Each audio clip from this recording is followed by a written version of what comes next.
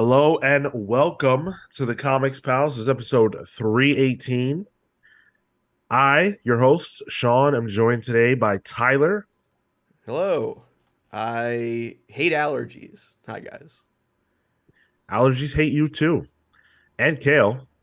What's up, hot dogs? I have an interesting relationship with allergies.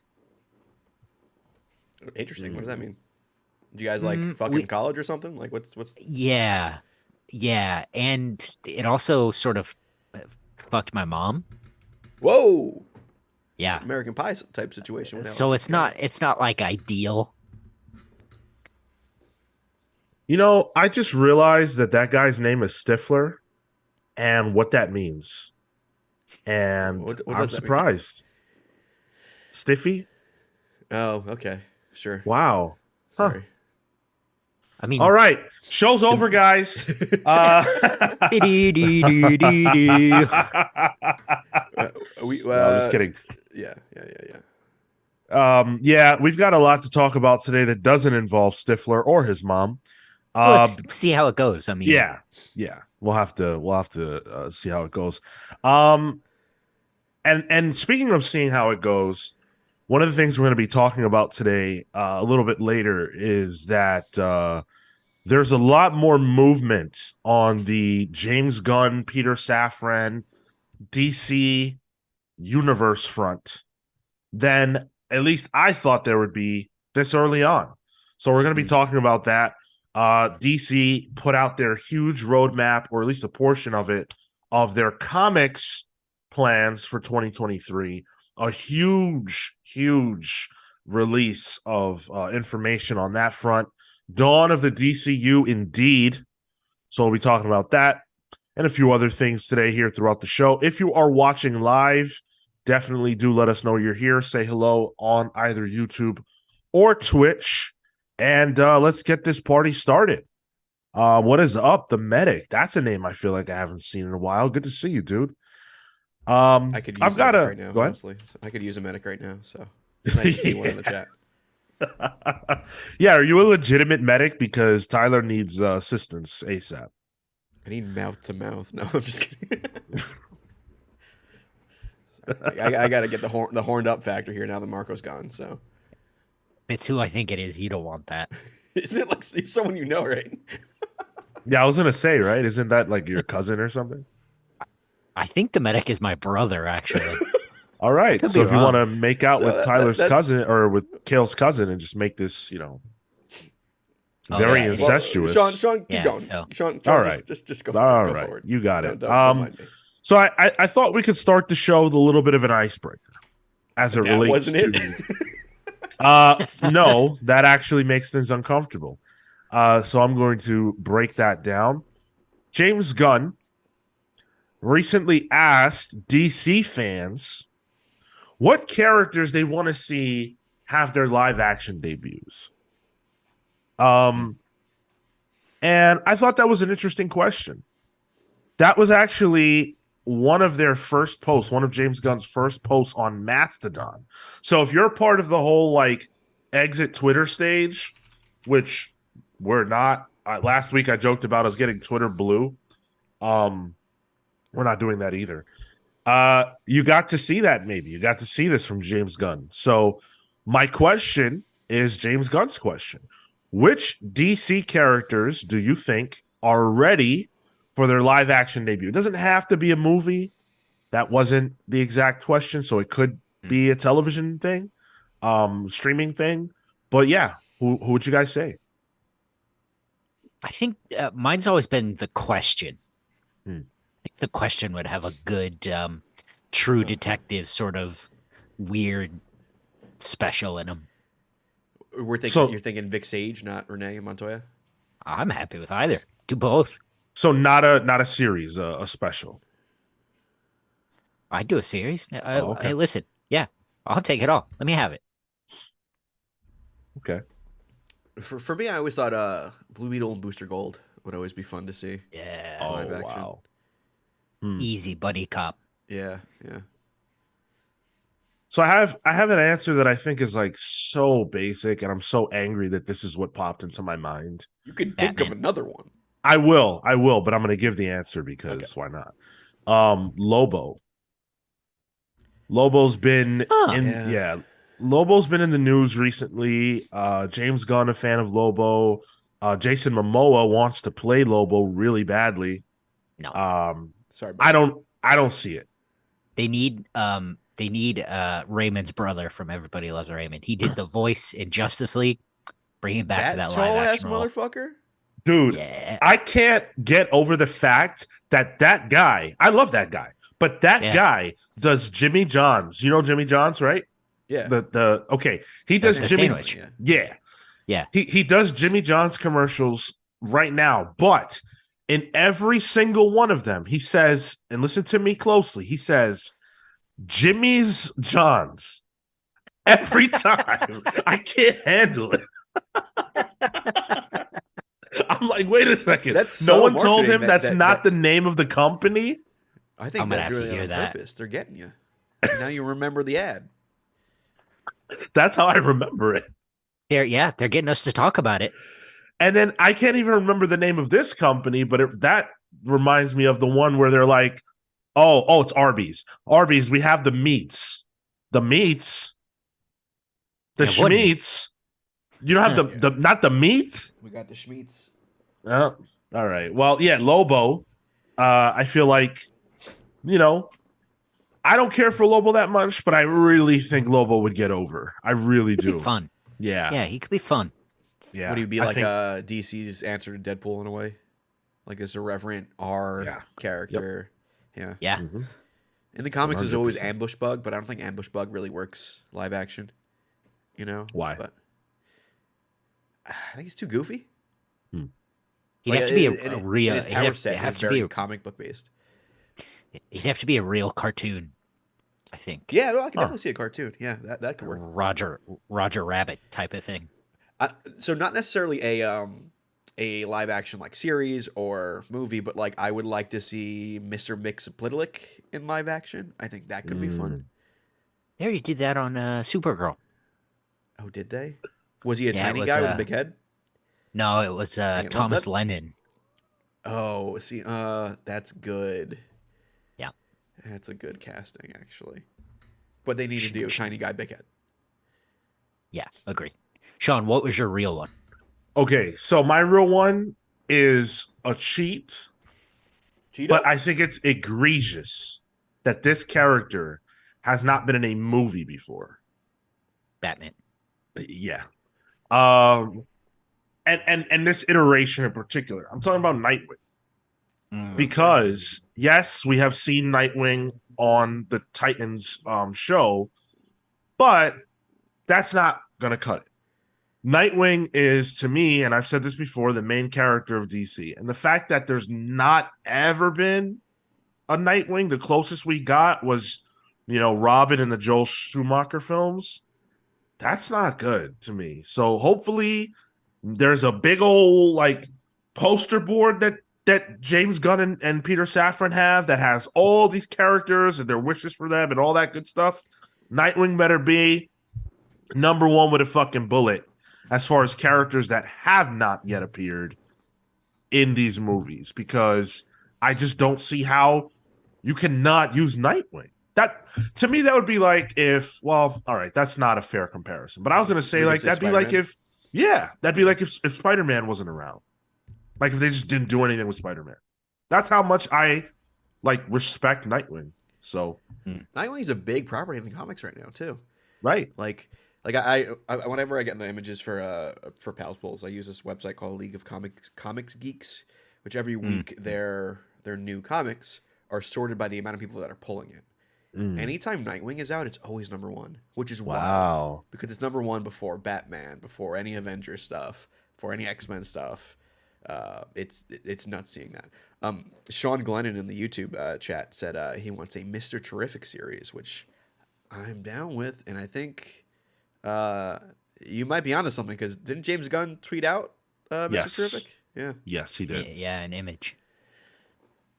I think that would be sick. I'm new to Mr. Terrific though, only from Strange Adventures, Mm. but I loved him Okay. there. So I mean, in that vein, I think Mr. Miracle would be cool, and I think we were on the verge of seeing him, maybe in the New Gods movie, which Yep. got scrapped.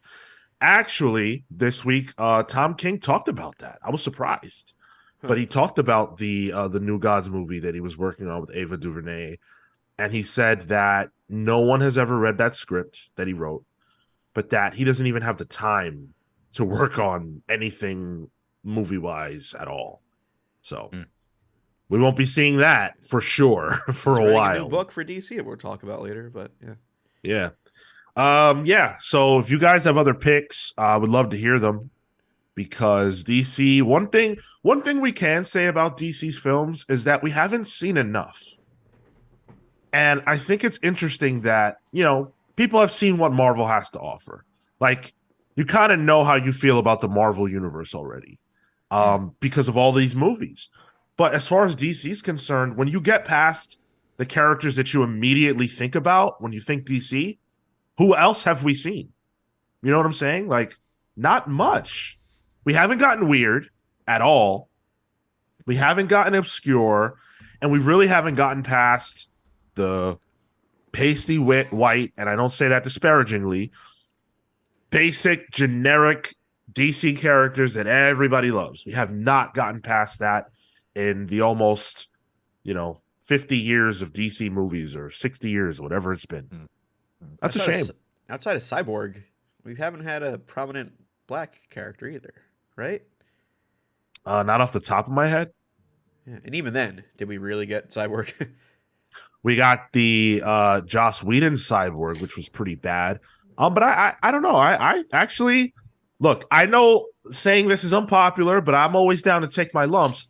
I think that the uh, Cyborg in Zack Snyder's version was at the very least an interesting character, and he was the main character, so that was cool. That's fair. Yeah. Is that an unpopular opinion?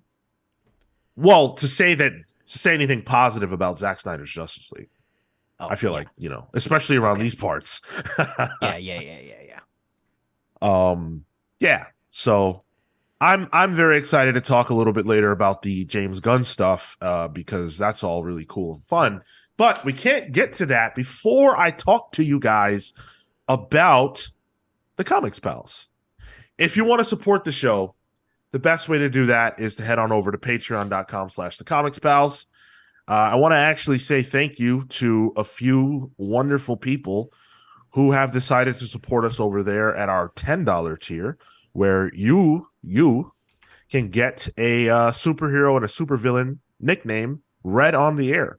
So thank you to Thunderstruck Rebecca Alejandro, the Night Stalker Harris Najinski, Brian Demolisher Del Pozo, Random Rocio, Kefis the Incorruptible, The Great Destroyer Hyper Viper 89, Momentum Mike Elliott, Starcross Catherine Stars, and the Ultimate Fighter Snake of Talons. Thank you all so much for that. Get us on social at the Comics Pals everywhere. If you want to watch the show live, YouTube and Twitch at the Comics Pals every single Saturday at 10:15 a.m. Eastern, Thursdays at 6 p.m. Eastern for Pals Pulls, except this upcoming week, because Thanksgiving is coming on Thursday, and we are not going to be able to go from the turkey to the comics. Can't do that. The turkey puts us to sleep. I get the itis. I cannot come on here and talk about comics after my dinner. So, yeah, we'll be doing it on Wednesday this week. What's that, Tyler? What's going on over there? I'm sorry, Matt in the chat. What did I miss? I've been shitting and farting and shitting and farting. Oh, my God. Sounds like he has the itis. Yeah. He's got something, man. I was going to ask you, Sean, how are you? Does your family do Thanksgiving? Like, what time do you guys eat? All right. So we do Thanksgiving here now. Okay. Over the years. And my immediate family, the ones that I have a relationship with, they come, which amounts to my aunt, my uncle, and my dog. And then, my best friend comes and my girlfriend will have some of her, family over, stuff like that. So, it's a little intimate thing, like 10 people or whatever. So maybe actually less than that. And we eat around what, like 5? See, like my family has been like, yo, it's 3 o'clock eating. Like I can't. Yeah.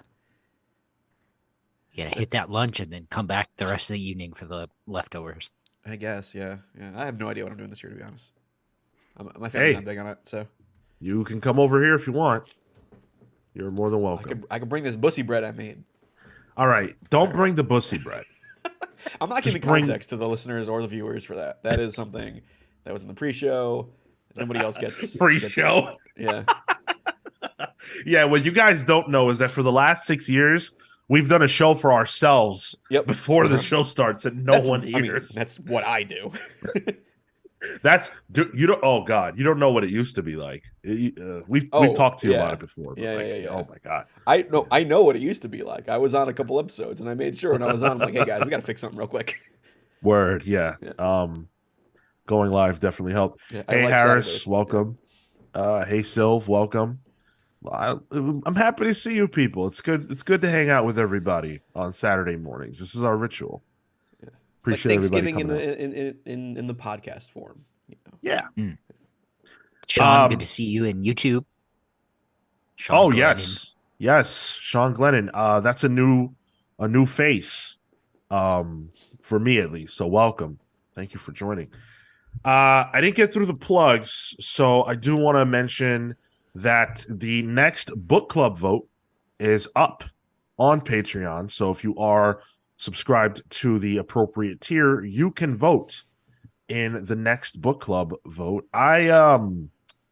Let's shift away from Swamp Thing. Let's veer away from the swamp. Are you trying to change the vote? Are you trying to no, I'm not doing that. Skew the vote?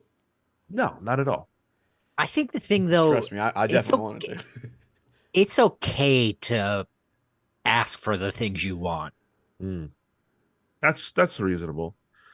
Speaking of asking for the things that you want, Kale has asked, and not just asked, but worked very hard to be able to make this announcement. I want to give you the chance to, really briefly just, re-talk about the books that you have coming out. I didn't get slides for this. Sorry, forgot. That's okay. Cut me. Yeah, I forgot about it too.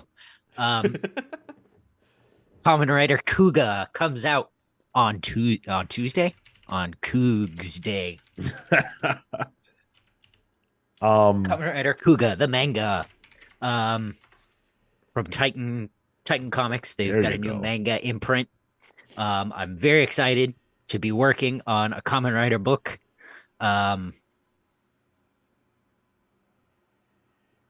So Kamen Rider is a very child-friendly show. The manga is not. I literally just opened to a page where a dude is covered in blood. And you ain't gonna see that shit on Power Rangers. I'll tell you that right now. Very excited. Kamen Rider Kuga, the manga. I would be thrilled if you would go pick it up on Wednesday at your local shop.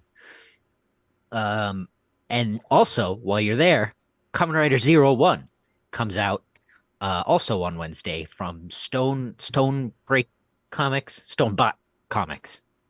That's just going to be cool. It's an extension of the Kamen Rider universe, and I'm very excited about it. There's a whole new villain called Ragnarok.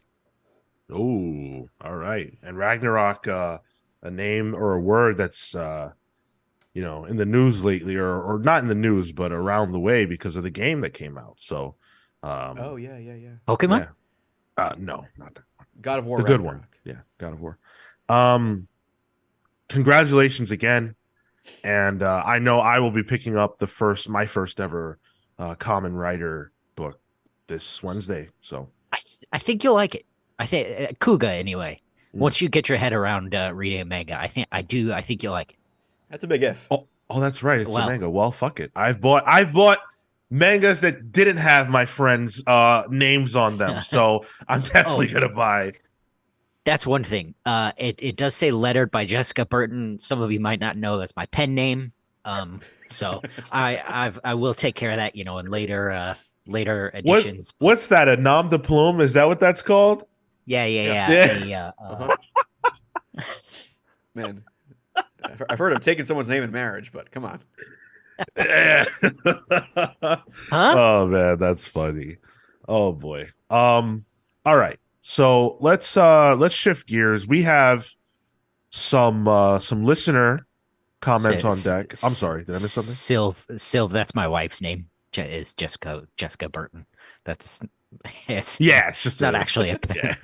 No, Kale is just doing that as his pen name to like take the diversity card instead of just being just That's a what it Oh is. my white dude. god. Yeah. Oh my god. Wait a second.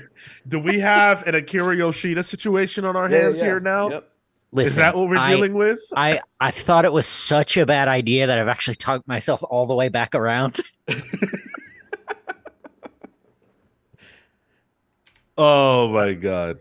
My wife, just for the history, so I don't get accused of something. My wife used to be an editor at Titan Comics, and she she is currently a freelance editor, and so we sort of traded the duties on it and on this lettering, and she wanted me to get the primary credit, but they didn't do it on this one. So my name will be on it in the future, but for now, it's hers. Listen, either way, you're feeding my family, and that's what counts. There you go. Yeah, yeah, yeah. Yeah. Blake gets food because of you. There you go. That's Mhm. Blake is Kale's dog. Yes. Yeah. Absolutely. Yeah, so Tyler, why don't you get us into the listener questions? yeah. One sec. Vamp for me. I got to fix something with the slides. No problem. Vamping is something I can do very, very well. Or if you want to just get to yeah. the first question, I can get to the second. Yeah, I got it. So the first one is actually from Snake of Talons on our Jeff Johns interview. Snake finally getting around to checking that out and said, I'm so glad you guys got to do this. I've watched interviews with Jeff before because he's one of my favorite comic creators, but I don't think I'd seen one bringing up the trauma factor that is relevant across all his comics. He's a very inspirational creator that has changed my life and many others, and this interview has done the same. Today, I am a Blue Lantern. Really appreciate that comment. Really, really appreciate it because one of the things that we set out to do was to try to do just that, to do like, the definitive Jeff Johns interview if we could, to try to do something that, people would, if you only ever heard one Jeff Johns interview, hopefully this one would answer the bulk of your like normal questions, not the like, oh, what would you have done with such and such at such and such time, like those kind of like obscure questions. So I'm glad that it worked for you. And hey, might not be the last time that we do something like that. So stay tuned. You good? Either of you want to respond to that? I can get it. Yeah. It was it was probably the coolest experience I've had on a podcast, I would say. I gotta say the timing of it too was great because I was riding off that high for Comic-Con. So I think it helped the content going forward as well. So I agree. That definitely is the highlight for me of the 6 years that we've been doing this. Yeah, that was special. we'll try to get him again for Redcoat. I got other plans. I got more immediate plans than that. Oh, okay. All right. Yeah. Okay. Thanks for telling us. I guess we'll talk after the show. Yeah. Up next, I guess I'll. Okay, go ahead. I got it. Yeah, I'm good now. So, Village from Warrior on Discord also said, "What are your favorite retcons / revisions to continuity?" Mine is Spider-Man Sins Past with the relationship between Norman Osborn and Gwen Stacy. No, it's not that. That's the worst one. Revisions. Yeah. Go ahead, Kale. Like it. Whoa. I don't like it. However, Do Oh it. no. I don't hate it. It's the thing. I Dude, I I go think ahead. it's one of the things that like it adds just that little bit of flavor to boring old Gwen Stacy. Like, sorry, like it sucks. Day, listen, it sucks, but it makes her real. So the first time that I ever saw Gwen Stacy in a comic book was there.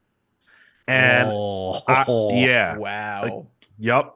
And I was so pissed because in my mind, Gwen Stacy's enshrined. Like, how could Yeah. you do this? But that was when I had very first started reading comics. I read it again really quickly, and I now knowing what was going to happen, I was like, wait a second, this is actually this is actually kind of awesome. Like, holy shit.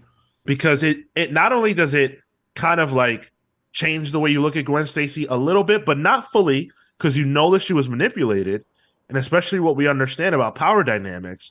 But what it does do in spades is it makes Green Goblin look like the ultimate piece of fucking garbage. I was yep. trying to do a bit, and you guys are like, what? Hold on. Oh, oh, sorry. Oh, Listen, not in God. this house. Jeez. No bits Just allowed. I mean, that's a real opinion, though. People hate That's that Yep. run or that Mhm. arc. fair. That's fair. Mhm. I thought JMS was onto something. Yep. I don't even think he wanted to do it. Probably not. In his I think it's like his exit interview or something for One More Day, he was like in his list of things he wished he could have done was make Gwen's kids Peter's kids. Mm. Like, damn. I think Nick Spencer wound up bringing that back in whatchamacallit, in his run on No, Spider-Man, he and they he were retconned it he again. retconned it in the sense that they were actually clones, or it was the clone of Gwen Stacy, and the kids were clones, and because of that, they were all a little fucked up. Yeah, yeah. I do have an actual answer to this though, Yeah. and it's not the retcon end of it; it's the revision to it. Is it a revision?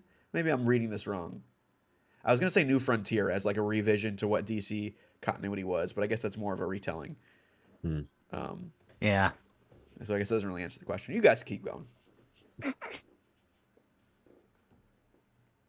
I really don't like retcons, and I can't I struggled with this. I can't think of one that I actually liked, to be honest. I not I'd have to like dig really, really deep to think of a retcon that I like. What about is? Hmm, yeah, I don't know. Wait, do we have to do it now? I guess not. I mean, like if we're talking about a revision, right? Yeah. Does this qualify? Because Batman used to use guns. Like the OG original Batman had a gun, right? At some point. Yep. Yep. That to me was one of the biggest decisions, a positive decision, a positive change ever made.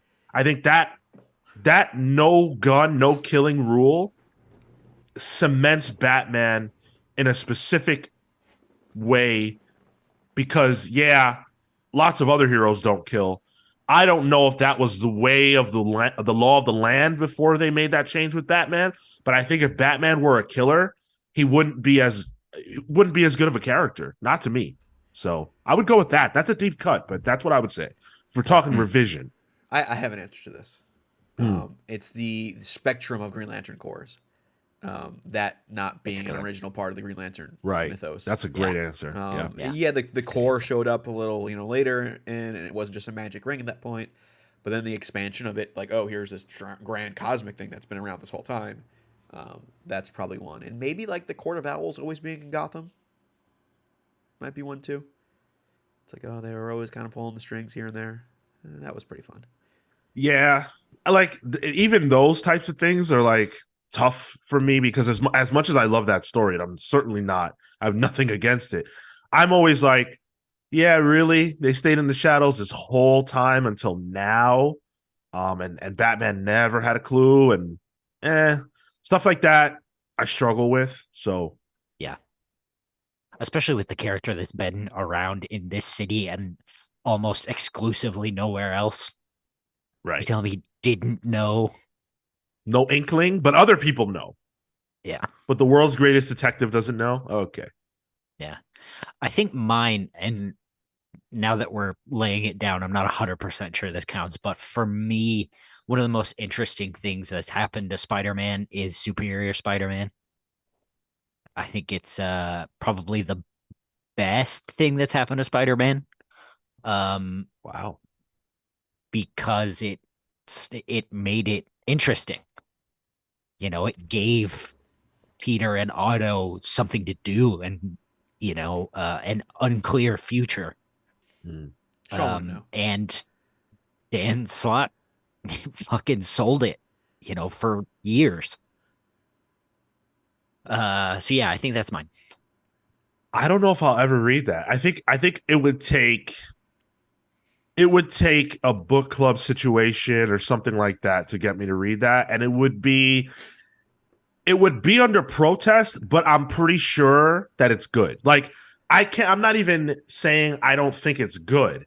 I just don't want to read it. And that's a whole different Yeah. thing. That's how I felt about Gold Goblin this week on Pals Polls, Yeah. where it's like Yeah. I like craft is there. It's good stuff. Great creative team. Not for me. Passing it on because I cannot get with the villain as the hero or as the sympathetic figure gimmick unless there's a good reason. You just cemented the January 2023 book club just there. I hope you realize that. Just by saying, well, I'd only do it if it was a book club. Ah, shoot. Yeah. Well, Well, hey, go vote. Well, someone has to. One of you guys has to pick it first. It won't be me. But yeah. I mean, if you guys want to, head on over there and vote for that when that's a thing, then I guess I'll have no choice. Just like I had no choice with Chainsaw Man when we did that. Yeah. So thank you for those comments and question. Appreciate it. Yeah. Go ahead. Quickly, just to dip into the chat for it. Murphy says Diana, Wonder Woman, not being made from clay, but born of natural birth, and then Donna Troy being the one made of clay is a good one. Can you explain, Matt, why you like that? I have no context for that, so I'm wondering, like, as a Wonder Woman fan yourself, why does that change work so well for you? I'm curious. I actually prefer the retcon back to her being the one made out of clay in Azarella's run, which is funny. Why? Why does it matter? Why does it matter either way? Sylv's right. It fits the mythology of it all. Just that it when you make your origin so based in mythology, I think it scratches the right itch I like a Wonder Woman comics, which is when you lean into the mythology. Sure. I like Zeus. I like like all the gods and stuff. So. Oh, that's a good point. Sylv's edition. Her mom made her free without man. I like that. Yeah. Yeah, that's what I was gonna say. It sort of sets her above, in this, I guess, sort of in the same, a similar vein of like Superman in the way of like, he's not from here, he's not human. Right. And Wonder Woman is like, she's not technically human, so she can sort of judge or be something people can aspire to. Interesting. Good points all around. And Matt did answer. He says it makes Diana human and connectable, and Donna being the convoluted mess being made from an idea. Love it. All right. Yeah. I gotta read that Azzarello run. I read the first trade, I think, and I really enjoyed it. So I gotta go back to that. Yeah. That was good stuff. It's Cliff Chang art. Good stuff. Oh, where's he been? Am I crazy? Oh, he's the Lonely Catwoman. City. Yes, the Yeah. Catwoman. Yeah, which was good. Yeah, that was awesome. Yeah. Let's talk about Captain Marvel and the X-Men. Two characters two groups, I guess. Well, Captain Marvel being the character and the X-Men being the group, that are more connected than I think about. Ever. Yeah, like I never really see them together. I can't remember the last time I saw them united. Yeah. But yeah, like Captain Marvel and the X-Men definitely do have a history, and both have history with the Brood. And that's what they're going to be teaming up to face off with in a new Gangrel. event. Oh, wrong one. I would Wrong pop for group. that. Yeah. Yeah, that'd be cool. So yeah, we're getting a Captain Marvel X-Men crossover event.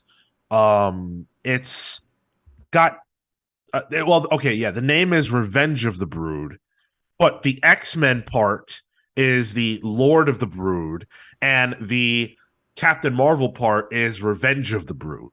So lots of Brood talk in these solicits. So this is kind of interesting because I feel like Marvel's been trying to position the Brood in a particular way over the Hmm. last couple of years. They appeared in the Hickman X-Men stuff, They get jobbed which out. I Yeah. yeah, they did get jobbed out, but I felt like it was they got jobbed out for that moment, but I felt like it Sure. was kind of like it had future implications. And I guess these are those implications. This isn't quite what I thought we were going to be getting. I thought we'd get like, a galactic epic. I'm not saying this won't be epic. I guess it could be epic, but this feels smaller scale than what I anticipated they had planned for the Brood. Um, does the Brood deserve a major event? In most people's eyes, probably not. But whatever. Jerry Duggan, of course, on X-Men with art by Stefano Caselli. Captain Marvel is written by Kelly Thompson with art by Javier Pina. Um, I'm excited. I like the Brood. I'm a big fan of them. I haven't dipped my toe into the Captain Marvel waters in years. So yeah, why not? That's what's exciting to me. I'm like hoping this is my in to Captain Marvel again because I Yeah. did read that first arc of Kelly Thompson's run. Mhm. It's good. It's real good. That was when Carmen Carnero was on art, I believe, and I enjoyed it a lot. And I love when Rogue and Captain Marvel have interactions. Yeah. That's when in that initial arc there was a Rogue arc where they get kind of like stranded on this weird alternate reality thing. But yeah, I really like Kelly Thompson's writing, so hopefully this is my kind of sideways in back into that. And I hope Brew from Jason Aaron's Wolverine the X-Men run shows up in this. Actually, speaking of that, let me read Oh, is Brew in a this? little bit from the comicbook.com article that sort of summarizes the synopsis, which imagine a synopsis needing a summary. Um, in Lord of the Brood, the X-Men get a distress call from deep space and find that the galaxy's brood problem is not as solved as they thought. When the X-Men's close friend Brew became the Brood King, he gained the ability to control the savage alien race he was both a part of and so different from. Now he is experiencing his own nightmare scenario. The Brood are killing his friends, and there is nothing he can do to stop it. Rogue Brood factions have begun running wild, and it's up to the X-Men to get to the bottom of why. So that's why it's called Lord of the Brood, because it's going to deal with Brew himself. I love Brew. I'm cool with that. Brew's cool. Yeah, Yeah. I'm into Brew. He looks like the brainy gremlin. Word, yeah. Yeah. And then Revenge of the Brood, we'll see Carol Danvers is on an express elevator, wow, to her own personal hell. And the Brood Empress is determined to ensure that the captain and all of her friends make it to their destination. Rescuing their team and getting out alive has always been the goal, but the odds are more deeply stacked against her team than Carol can even imagine. Overwhelmed and trapped in the Brood's backyard, Captain Marvel and her team are forced to sacrifice one of their own. But the Brood let Captain Marvel through their clutches once before, and in so doing created one of their worst enemies. They won't make that mistake again. Okay.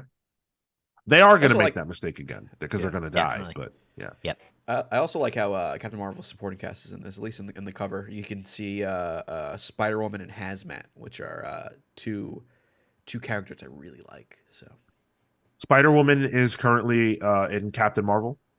I believe so. Yep. And you can see her in the second cover. She's in the back there. Yeah, I was wondering why she was there. So what you're saying, that adds Yeah. up. She's like best friend of Carol Danvers. Yeah. Mhm.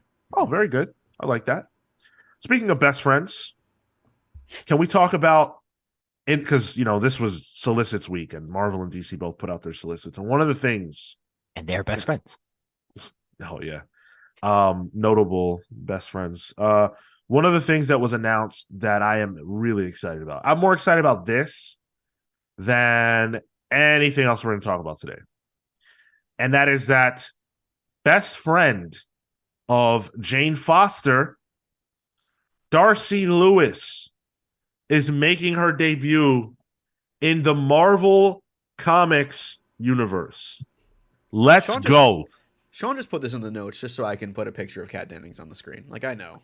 Yes. And I feel that there are many pictures you could have chosen that I would have loved. And this is one of them. So I'm really excited. Darcy's awesome. Darcy is super funny, relatable, charismatic, charming. I could go on.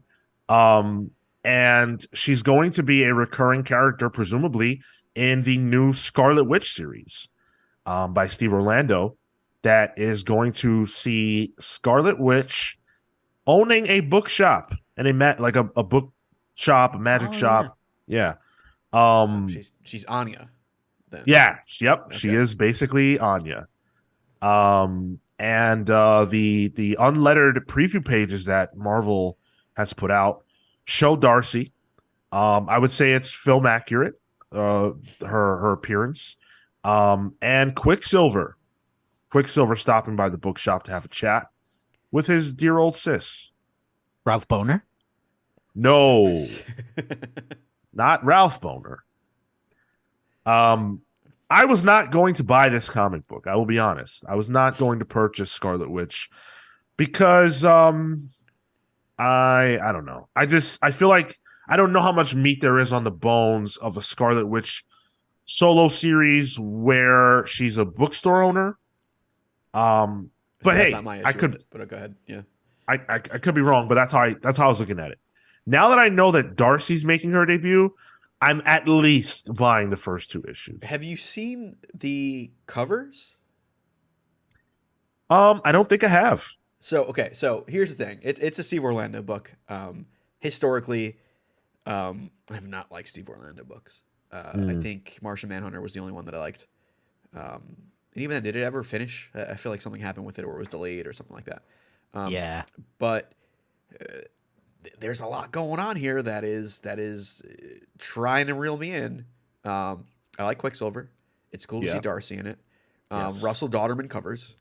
Yes. And costume designs. Wait. I gotta go find this. I think it's issue 2 or 3, but it has Scarlet Witch with Viv Vision and the whole Vision family, like almost like the old Vision cover is in the background. So I'm like, oh no, they're gonna tackle that too. That's gonna wow. So there's a lot in here that I'm like, all right, I'll read it. And by the way, let's not even undersell the fact that Sarah Pacelli is drawing this book. Yeah, that's a. I think it's the pros have outweighed the con. I think you're right, dude. I think you're right. We'll see. I am 100% sold. Like the first 2 issues, you got my $8, Marvel. Top Darcy Lewis and keep me on the hook. Just let the book be good and I'll stay. That's all you need. If I enjoy it, I'll keep reading. You got enough there. Right. And of course, Darcy was in WandaVision. So that's, I guess, kind of how the MCU to comics crossover happens with these characters. That's the reference point. Matt says nothing without way being written by Orlando. If by issue 4 we get monsters, then I'm out.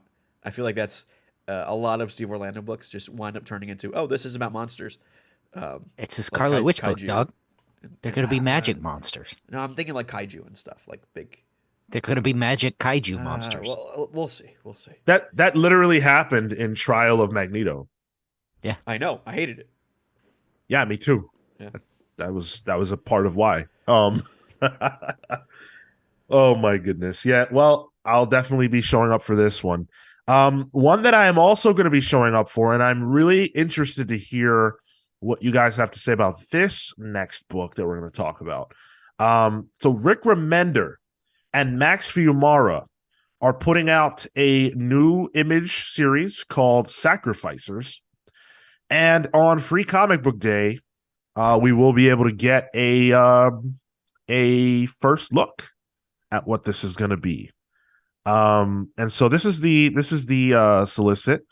Tomorrow is a harmonious paradise thanks to the careful oversight of 5 families who make everything perfect for the price of 1 child per household.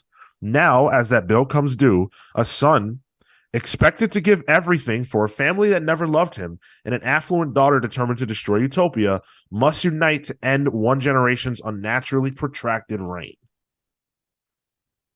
What do you guys think about that? What is a Rick Remender #1 mean to you or make you feel now at this point when it's been we're running up on 10 years of Rick Remender's creator-owned exclusivity? How do you feel about this announcement? I totally forgot that he had his own imprint and Image, the giant generator. Yeah. Until I saw the logo here. Here's the thing. I'm a simple guy. If there's a new Rick Remender written sci-fi book, I'm going to read it. Do I stick with it? Who knows? But I usually have that #1 somewhere. Black Science, Deadly Class, 7 to Eternity, Tokyo Ghost, Fear Agent, Low. Never read Low. I never read Low. That's the one that I missed out on. Wait, you weren't on that? Oh, that was just before. Oh yeah, my god. And I just finished The Righteous Thirst for Vengeance, which I really loved, and that wasn't even sci-fi. I'm sold. And it's got like cool little bird people. Yeah, and he's a Tadino Tedesco covers, I believe. Yeah, too, which that dude is like top cover artist for me. So, yeah, I'm in. I'll try it. You'll try it, but what is like? Does the name Rick Remender? No, not particularly. I mean, it's a name I know, and it is a name that I recognize comes with talent, but I wouldn't say it's something I revere. You know, I've never stuck with anything from Rick Remender, but I'll try it. Well, as you guys know, just off screen of me, I have a shrine built to Rick Remender. And so a new #1 from Rick Remender is actually exactly what you've been praying for. Yeah, it's a religious experience. And I am very much looking forward to. I am not aware of Max Fiumara. I have not experienced any their art. They did some Hellboy, I believe, if I'm right. They also did Dr. Star in Black Hammer. And they're credited here with some amazing Spider-Man work, something called Four Eyes and Lucifer. So I am all in. I cannot wait until Free Comic Book Day to see what this is about. And I know that Rick Remender gets flack for telling stories that are often like dark and bleak, but they hit me right where I live, man. Low is, to me, if you ask me what are the like 20 best comic books, comic book run series, Low for me would probably be on that. So, yeah. Uncanny X-Force would also be on that. So Rick Remender getting at least 2 slots on my list.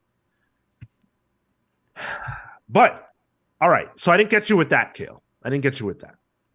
Can I get you with this? I doubt it.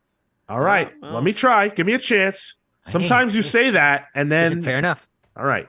Gargoyles. Yeah, you got me. Yes. Shit. So you're not the only one that's been gotten by this, because Gargoyles #1 has already gotten up to 179,000 orders for Dynamite. But is that how many covers they're going to have? Okay, glad you went there, because Bleeding Cool, known for doing their thorough journalism, put out a sort of breakdown of exactly what you're asking. So this is what Rich Johnson wrote. When they were at 100,000 units, That was 70,000 units direct market and 30,000 units in exclusive cover variants commissioned especially for individual retailers. Of the 179,000 units, both the direct market and exclusives went up. So the exclusives broke 38,000 units, and the other 141,000 units are the direct market. So effectively, the direct market number doubled at final order cutoff. That's pretty good. Yeah, I guess so. You're not the only one excited. We have a comment in the YouTube live from somebody named Marco Canalata saying, "Let's fucking go, Gargoyles." Also, I'm Oh, drunk. that's a porn bot. We gotta just block Oh, him. okay. Yeah, okay. Should do that. Yeah. So that number, by the way, that outsells Batman. That outsells Spider-Man. That outsells all that good stuff. That's a big number in the comic world. I'm really excited for this. This is going to be really cool. Is this next week? Yeah. No, I wish it was. It's actually December 7th. Oh, good. I'm glad it's not next week because I'm not here next week for for Pals Pulls. I was getting a little disappointed there. Yeah, I'm pretty excited for this. I never watched Gargoyles. Here's the thing. I missed the boat on that. Oh. Yeah, I missed the boat on a lot of those like Disney Saturday morning cartoon shows like Rescue Rangers, Darkwing Duck, Gargoyles. I was boring. I liked like Looney Tunes. You know, like that's what I was into. So like this wasn't my thing, but goddamn, they're cool looking. Have you seen the interiors on this book? I haven't. Isn't it in the link you sent? They're crazy. I'm gonna link it to you right now. I'll put it in the Discord. Who's the artist? It's Isn't it George Kim yes. Kim Day? Yeah. Yep. Or you say his name? Yeah. Not ringing a bell. I just put it in the on Discord, so if you want to check it out, it looks like it. I mean, it looks like the show in a lot of ways. Uh-huh. And these covers are great. I think this is going to be really cool. This gives me the same vibes I had when they brought Power Rangers into comics and how cool that was. This is similarly awesome. Did they really just have one of the Gargoyles do a Akira slide on these preview pages? An Akira slide. What's that? Or the Kaneda bicycle slide from Akira, the bicycle sort of bicycle motorbike slide thing. The no, it's a bicycle. Motorcycle. The mechanical bicycle. I've never seen that. It's like you should read Akira, my man. You should watch it alone. It's fantastic. I'm not even like that kind of guy. I'm not one of them weeaboos. But hey, Kefis, what is up? Thank you for joining. But Matt's right in the chat. Dynamite's doing some cool things lately. I think they have a lot of good Disney properties that I think they need to lean in on, like what they're doing with this. As a Disney adult, you know, let's just say it. Are they doing Darkwing Duck too? Yeah, I think so. Yeah. No, what? Yeah. Oh, I guess I'm gonna be a Dynamite fan. Hell yeah! Yes. They should be leaning into these properties. Like they're Disney adults have they don't have kids. They have disposable income. You know, like they just throw money at stupid shit constantly. I don't know about that.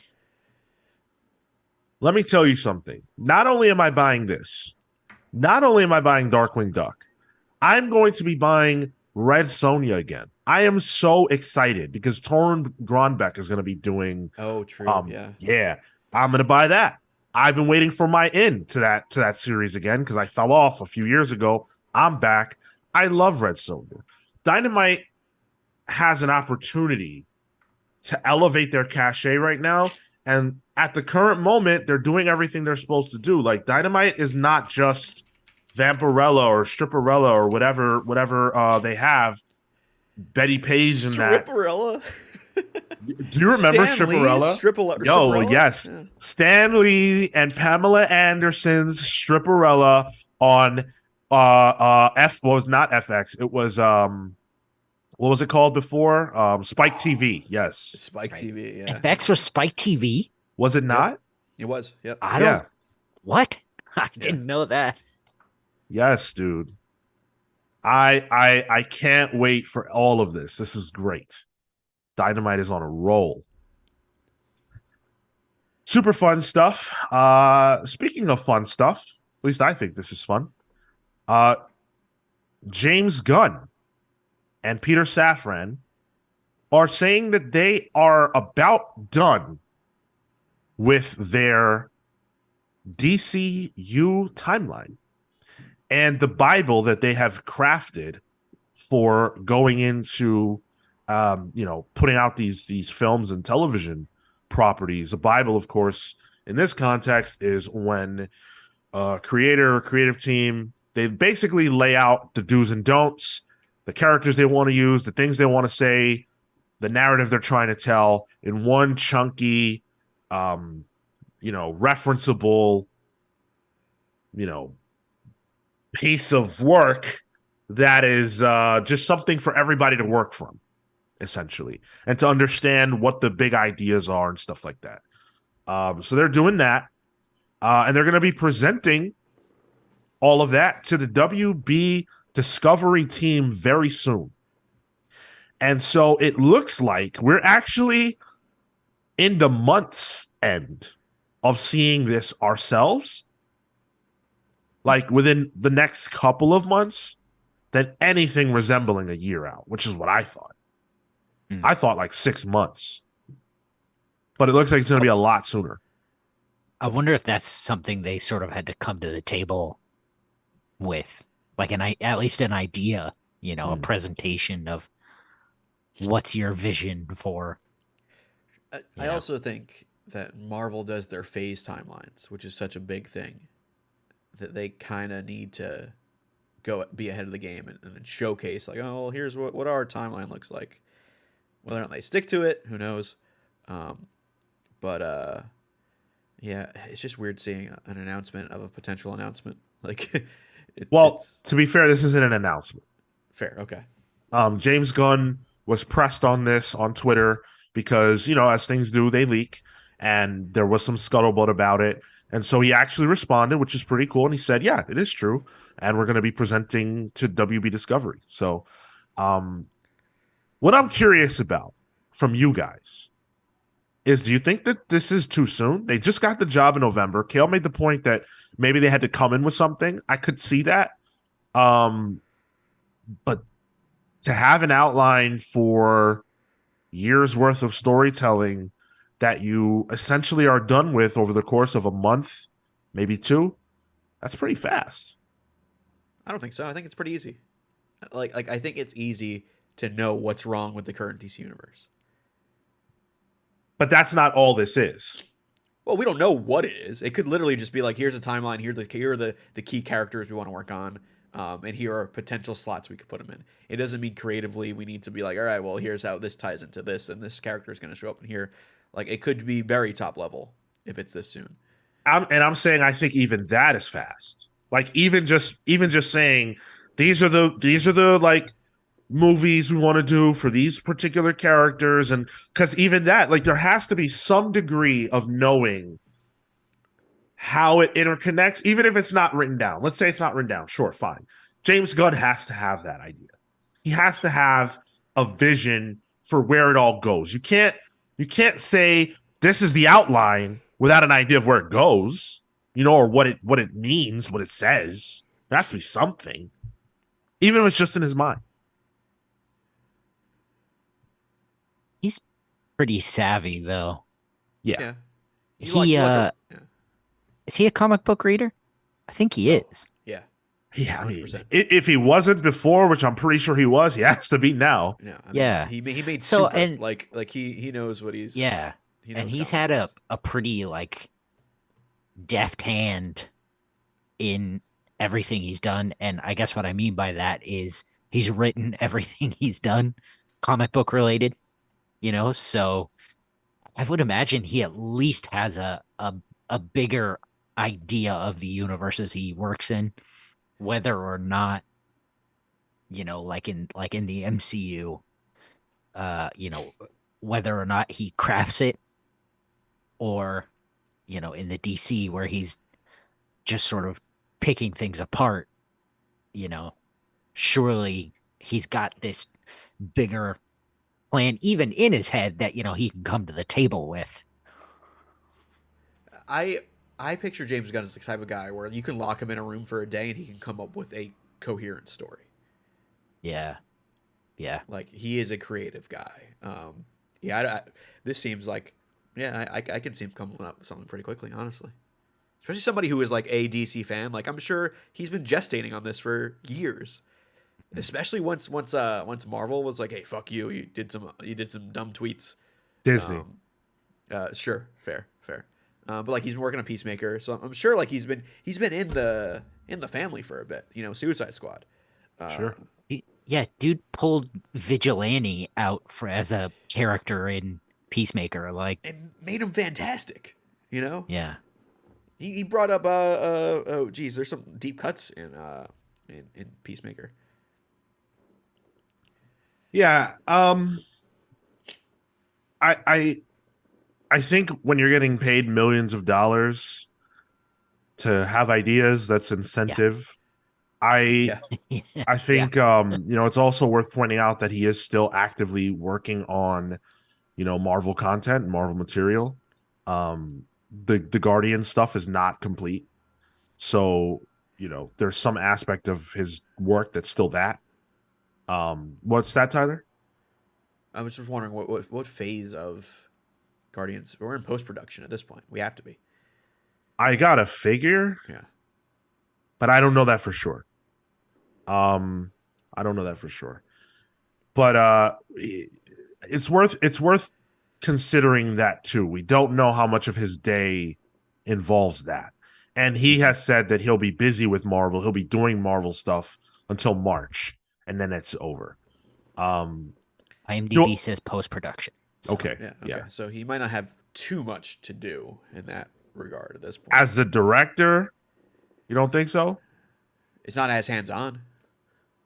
Yeah, I mean it depends. Are they in edits? Are they in CG probably.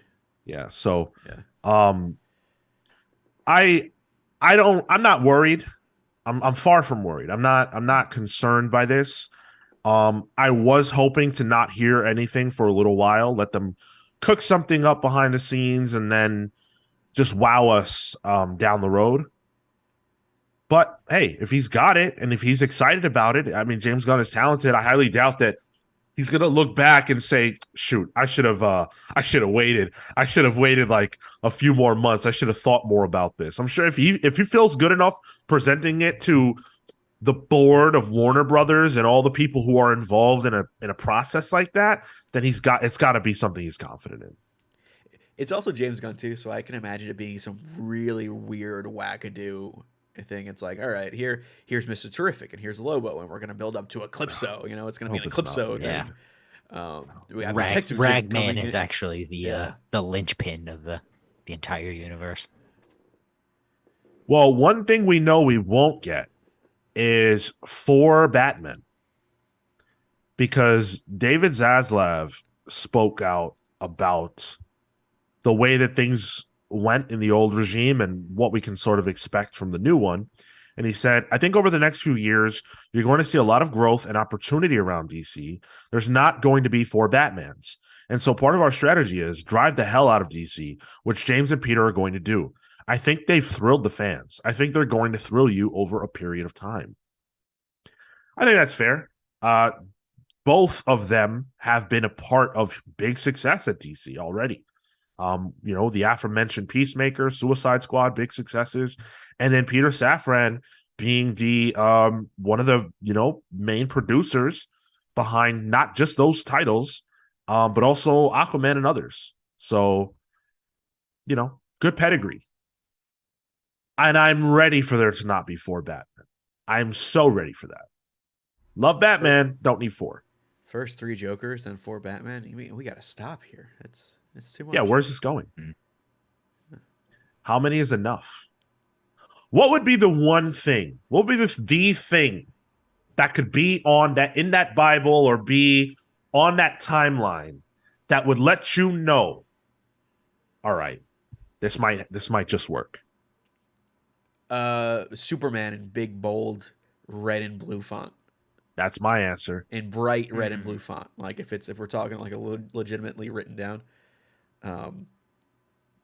Yeah, it's got to be one big Superman focused. Know who he is as a character too. I think that's important. Yep.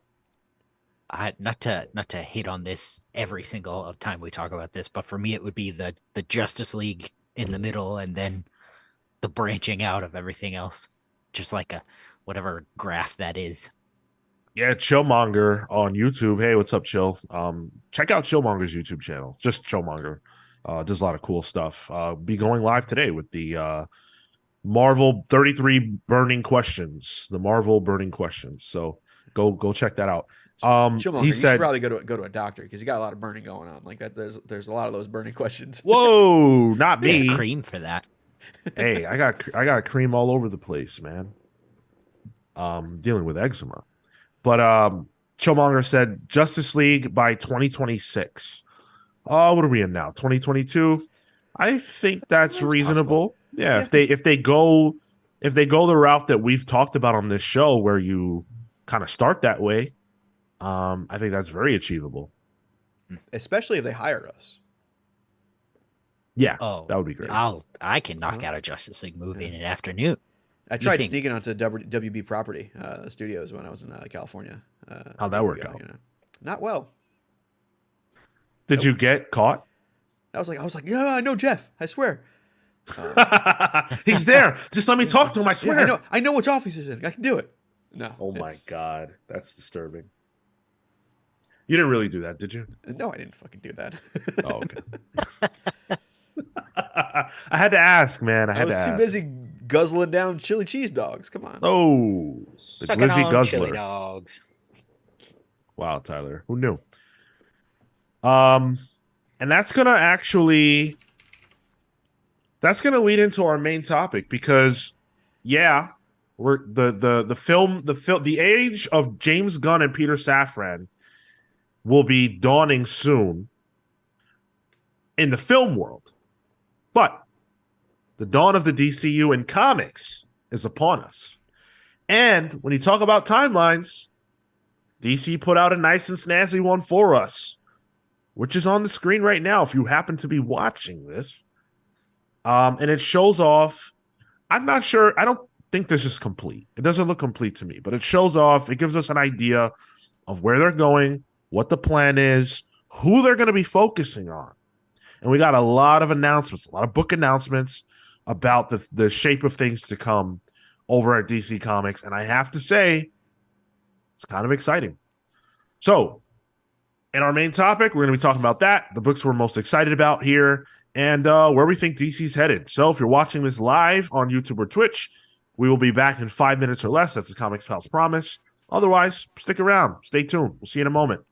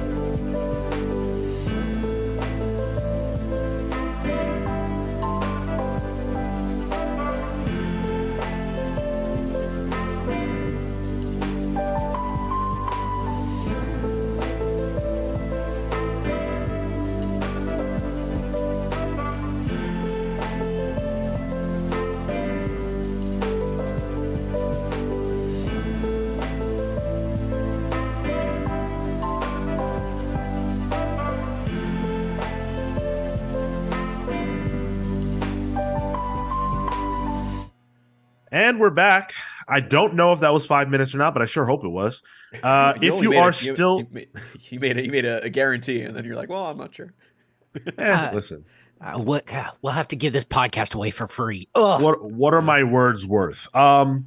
If you are still with us, thank you so much. If you would be so kind as to subscribe wherever it is that you're listening to us, leave us a follow, a rating, a review. All that stuff helps us out a ton. Costs you nothing. It might cost you something if you want to subscribe to us over on Twitch. But you could gift a sub or you could use your Amazon Prime sub, so it'd be free.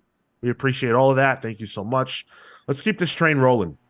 So the dawn of the DCU, of course, is I guess it's the branding, the banner, and the thesis that DC is going to be operating under as it relates to their comics in the year 2023. This is, of course, spinning out of Dark Crisis on Infinite Earths, and we're getting a ton of new books. Like, they dropped so many new book announcements on us here. Some of them are very surprising. I want to read a little bit of what Jim Lee had to say about this just before we start talking about these book announcements. He said, with brand new series and story arcs from some of the top creative members in comics, Dawn of DC is one of our most ambitious initiatives ever and is a chance for us to tell bigger and bolder stories across our line. Okay. Yeah, I feel like I've heard that, many times. But you have to say it. Hopefully it's true this time. One of the things that inspires my confidence, we talked about this already, is Superman.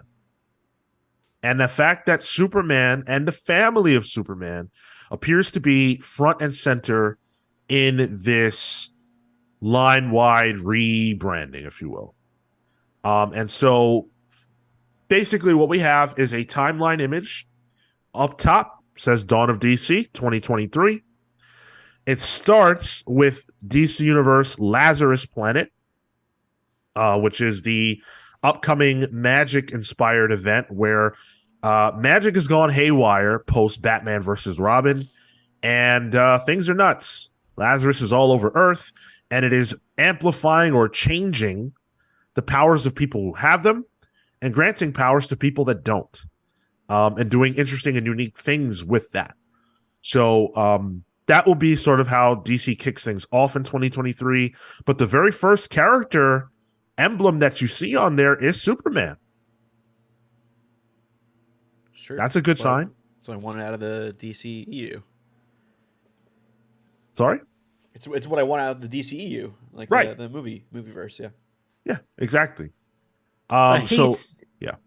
It's an interesting thing to have in the center of your Magic storyline too, because Magic is, it's not great for Superman. He's allergic.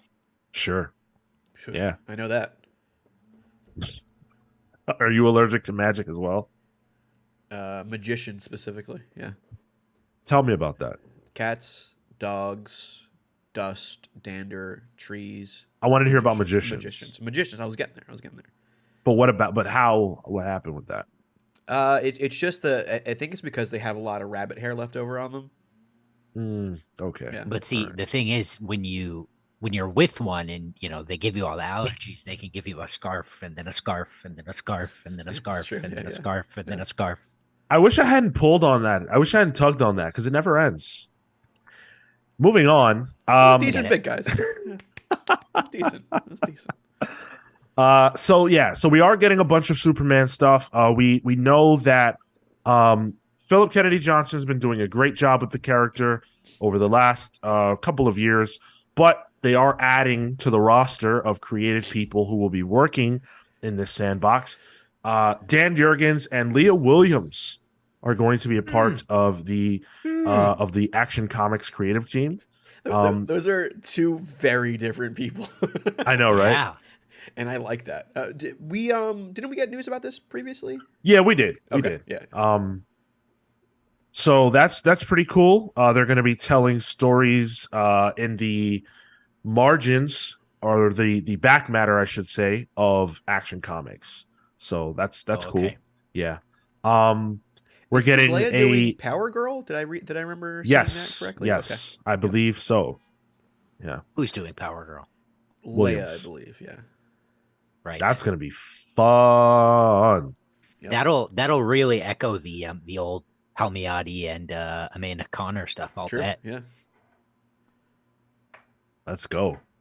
Uh, but we're also in February going to be getting Superman #1. So we're getting a fresh start with that by none other than Joshua Williamson and Jamal Campbell. Yep. I like Jamal that. Campbell on art. That's good. That's good stuff. Absolutely. John Kent is going to be getting a new #1 as well in Adventures of Superman. John Kent #1 by Tom Taylor and Clayton Henry. So Tom Taylor staying in that driver's seat of being the person to direct the teenage into adulthood years of John Kent, which I think is good. That series has been running strong, so Yeah. no reason to break up what's been working over there. That's good. Although the chud news outlets are like, "Oh, John Kent book not selling well gets canceled." I'm like, no, It's such almost an yeah. that's not how Go ahead. comics it's work. such You an dipshit. easy headline because nobody comics fans don't even know how comics marketing works. Yeah. Hey, guys, I was just curious. Was Daredevil by Chip Zdarsky and Marco Cicchetto not selling? Nah, not a good book.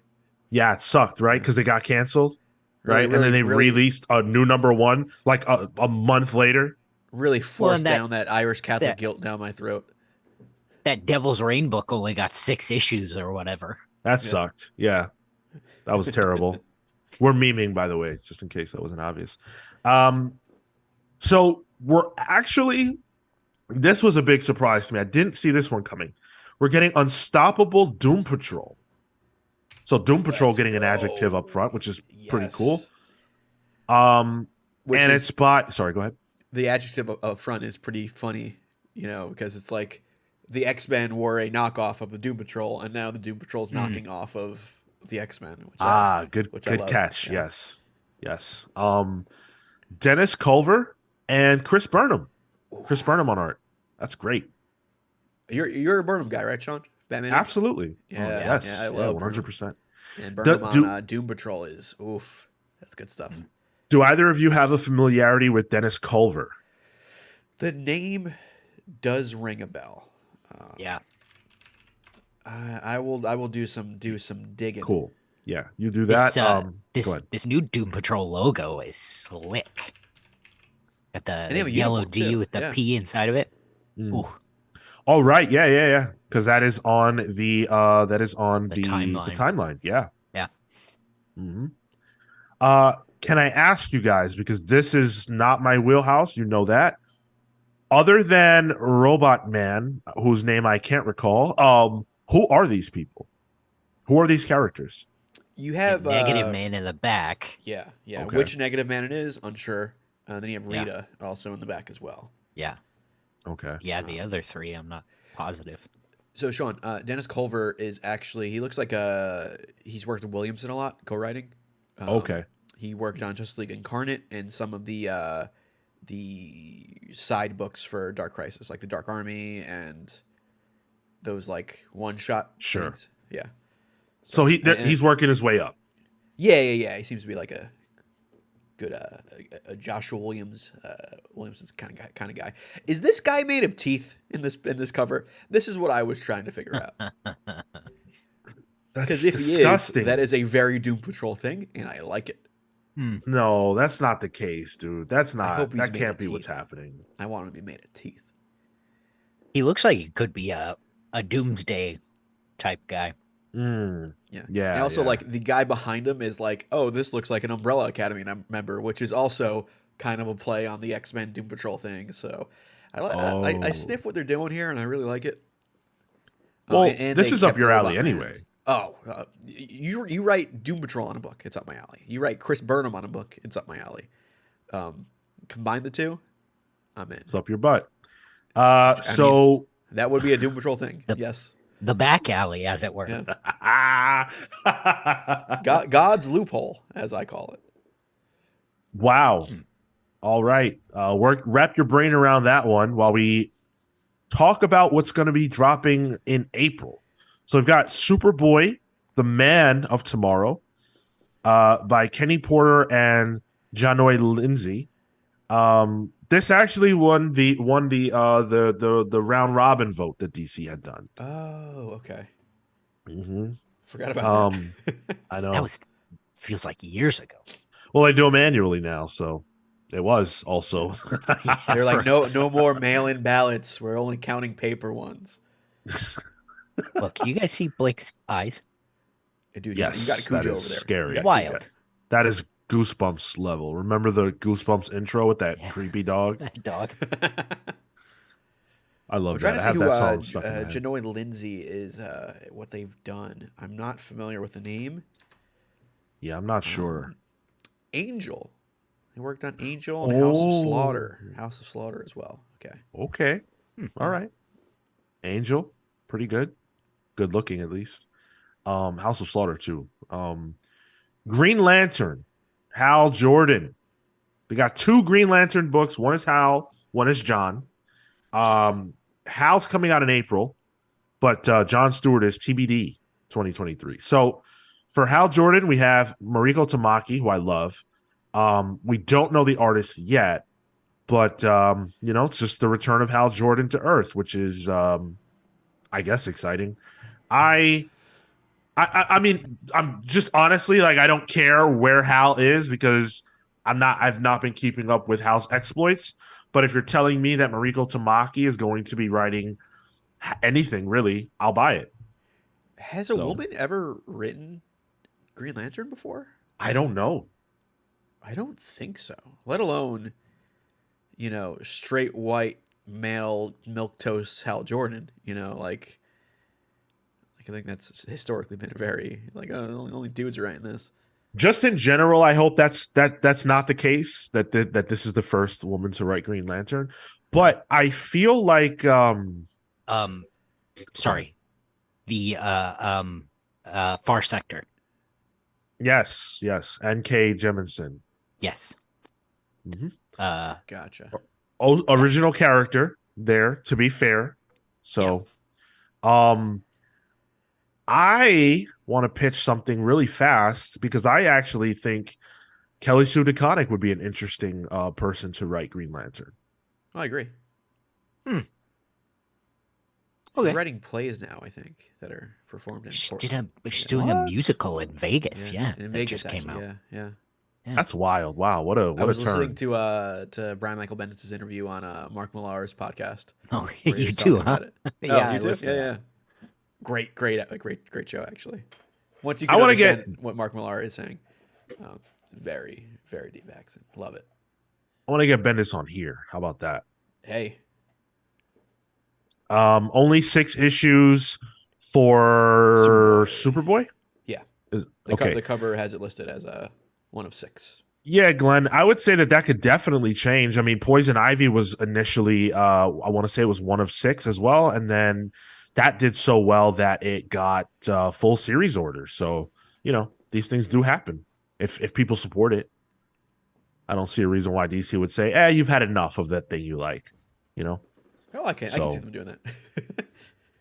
Yeah, they could. Yeah, I mean, it's possible. But I'm excited for that one. But I must say, the next one, Philip Kennedy Johnson writing John Stewart is I couldn't name a person I think would be better for that. It's pretty good. That's my pick. Like this is the one that's the one I'm most excited about. Is there an artist? Even I don't think. Let me see. I don't think so. Either. We don't. We don't have an artist. No.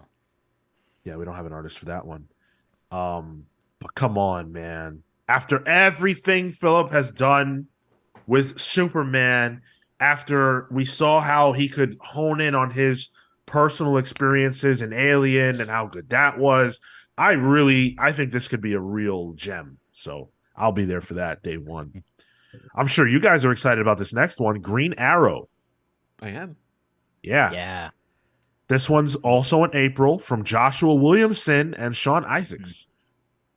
Sean Isaacs, since this was announced, has been posting his fan art when he first started drawing comics, which was Green Arrow and Roy Harper.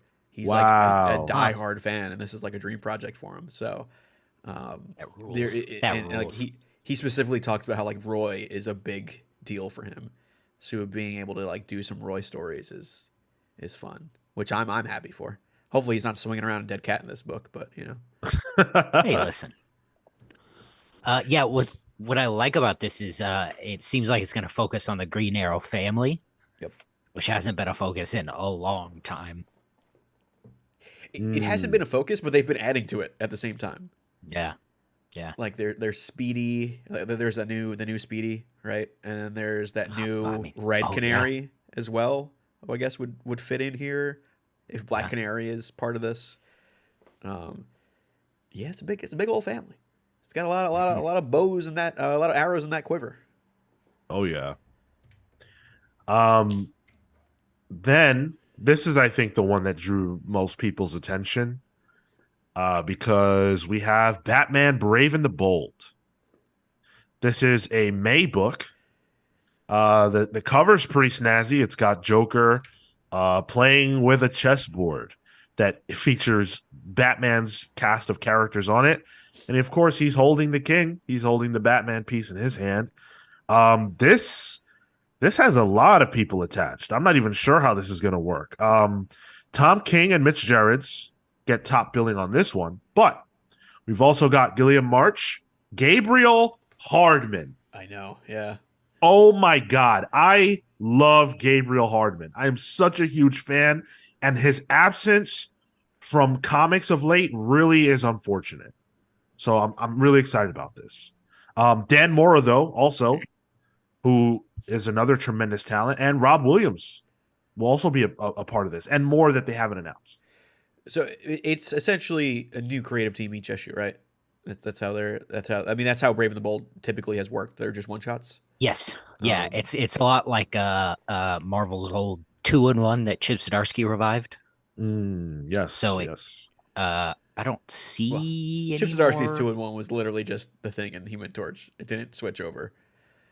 But they would team up with other people, didn't they? Yeah. Yeah. The Brave and the Bold used to be Batman teaming up with somebody. Yeah. Well, it's just what the cartoon was as well. Yeah. Yeah. Yeah. So I imagine that's what this is. Gabriel Hardman. Sorry. Go ahead. I was gonna say, I imagine it's a new creative team and a new team up each issue. It being just one and done stories, which I sorely miss in comics. So Gabriel Hardman actually talked a little bit on Twitter about what this was going to be and said, "Excited to be part of the Brave and Bold relaunch. I'm writing and drawing a serialized backup story." Oh. Yeah. Cool. So at least in that case, he'll be doing his own thing by himself. So that's kind of cool. How the rest of this stuff will work, we don't quite know yet. I imagine, though, we'll learn more details fairly soon. Hardman was on some of Red Hulk way back when, and it was so good. It's great stuff. Glennon says, "I've been looking for a real chessboard with DC pieces. Any suggestions?" Yes, I have a suggestion. Learn whittling and woodwork, and you can make it yourself. I knew you were going to tell him to make it himself. That is such a bad answer, Tyler. I'm gonna say Etsy. There's a whole ass true. ass commercial about a lady buying a set of like dragon chess pieces on Etsy. So that's probably a here. There's one for $450 on a Big Bad Toy Store. Whoa! It has a different piece for each piece, different character for each piece, which seems confusing. But yeah. Glennon, listen, if you buy that one, I'll buy a Marvel one. And then we can play Marvel versus DC chess. How about that? Marvel wins, but we can do it. What? Yeah. Oh, come gross. On. He said the new 52 costumes. All right, never mind. Don't get that. So, all right, moving forward, we are getting a Cyborg series in May. No creative team attached that I can tell, But they're going to be announcing that later. But we are getting Cyborg. This kind of announcement to me is a little frustrating because this is the first one that we've come up on that didn't have anybody attached at all that they announced. Why is that the case? Probably so they can ditch it. Hope everybody be forgets. very selective about Yeah. who they pick, but yeah. Yeah, and they showed no art for it either. There are others that don't have art attached, but no art, no creative team, no nothing. Not a good sign. Shazam, though, gets not only a creative team attached, but one hell of a banger team. We are getting Mark Waid and Dan Mora. Oh It's a Kale man, booking. yeah, Yep, I will be. Oh, and hold on, Taki Tawny is going to be Yep. in this book too. Oh, nice. Love it. Fucking. And it's got dinosaurs. There's no- Kale, how do you like? Do you like dinosaurs? You're a dinosaur guy. I love dinosaurs. You kidding me? There you go. What else could there be? Fucking common writer in here. You got my name on it. And that T-Rex, I'm assuming that's Dan Mora work that's there. Dan Mora. Yeah. Yeah. Oh boy, that is hot. I like That how is they're like, very "Hey, good. we need to put this out for promotional. I know colors aren't done, but can you just do Shazam real quick? just color. It works. I honestly kind of like the fact that Shazam's the only thing in color here, other than Good the luck, eyes of the man. T-Rex. Yeah, Yeah. it's pretty sick. That's a great promotional piece there. And this is actually June. So Could be a good birthday Glenn, present for us, Sean. yeah. Hey, Glenn had mentioned hopefully there's some good winter stuff, and I don't think we don't know anything about what's happening past June right now. June rounds out with the Penguin, which is apparently a working title, but that's got Tom King and Stefano Guadino attached. So, okay. I don't know if this is for me, but I think I might have a cousin who might pick this up. Bean Hartley might buy this. Good old Bean. Yeah. Yeah. Bean's got too much money to throw around. I'm just gonna put that out there. He's a real bean counter, that one. Tom King has been kind of playing around with this whole crime genre, with Rorschach, with Gotham Year One recently. Even the Batman Killing Time was crime based. Did you finish that? I didn't. It's interesting. You Bean. Yeah. No. It's He hasn't interesting. told me anything about that. But even I would like to even Human Target a bit is a little crime Yeah. noir-y. Yeah. So seeing him kind of like, I assume that's what Penguin's going to be, maybe a little more crime family, crime thing. But I kind of dig it. Yeah. I will obviously buy this. There's never going to be a time, I don't think, where a Tom King #1 doesn't get my dollars. Beyond that, though, this is going to have to be a strong premise. I really enjoyed the Penguin One Bad Day. I like that a lot. And the stuff that they've been doing with Penguin in Batman proper has all been good. So I don't see why this can't be good. It's almost like they need to have a high profile on Penguin because there could be a show coming up about him. Really? You think that's what's going on here? Could be. Man, imagine if Cyborg got a creative team like this. They never do that. I want Dennis Cowan on Cyborg. That's what I want. It's gonna be that on it's gonna be John Ridley. It's gonna come out in 2025, and then it's not gonna come out. That's what it's gonna be. I mean, mostly text. yeah, there's one black writer. He's got to write every black character. The dude's stretched thin. What the heck are we doing here? Can you hire Nicholas Draper Ivy, please? For more than static? Who's the guy who did on Static too, don't they? Really? Yeah. Yeah, Vita and Ivy, yeah. Who is the guy who did Power Man and Iron Fist? Works with Bendis. Oh, yes. He David did. Walker? Yes. Yes. That I think that'd be. I mean, actually, he did Cyborg already, didn't he? Yeah, he And he did. sure Okay. did. Yeah. And he complained about what that was Yep, like. that's exactly. True. Yep. All right. And he Bad did thought. not like it. No. So that will probably not happen again. And then the last announcement that we have that's officially, put out is Steelworks. I don't know what that means, but it's so this is the information we have. Just in time for his 30th anniversary, John Henry Irons must bring Metropolis into the future while trusting his niece, Natasha, to carry the mantle of Steel. Steelworks will be available in June from a talent team that will be revealed at a later date. Anybody noticing a theme here? Here's announcements for things that we don't have settled yet. Especially the non-white characters that we have. There you go. Because that's the theme I noticed. The only books that don't have anyone attached that they're willing to say are the books that feature the black characters. Yeah, the only one that has one is Green Lantern. Yeah, the John Stewart. Yeah, Manny made a good point about this in the Discord. What else is lacking in these announcements? Oh, women. Yeah, Both characters and writers, creators, or artists. Yeah. It's worth pointing out. I'm not excusing it because this is a bad look. I definitely would say that if there's a negative here, it's that.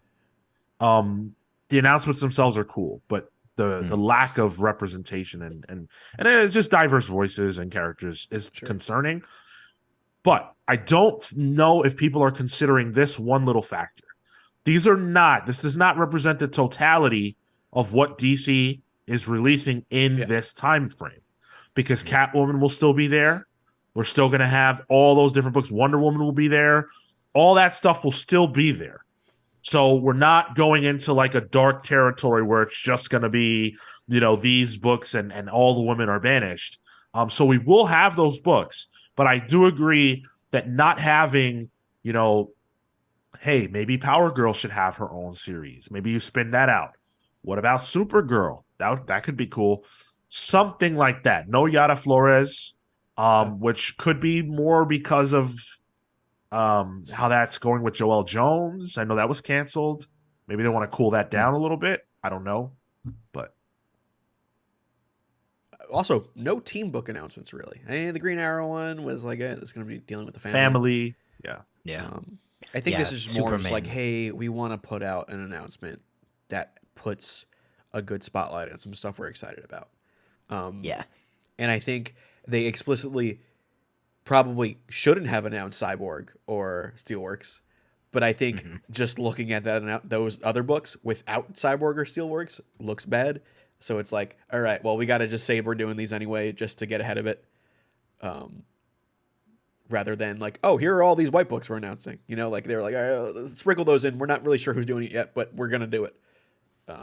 I mean, like it looks bad when you look at it now, but like had they not said anything, would it look that bad?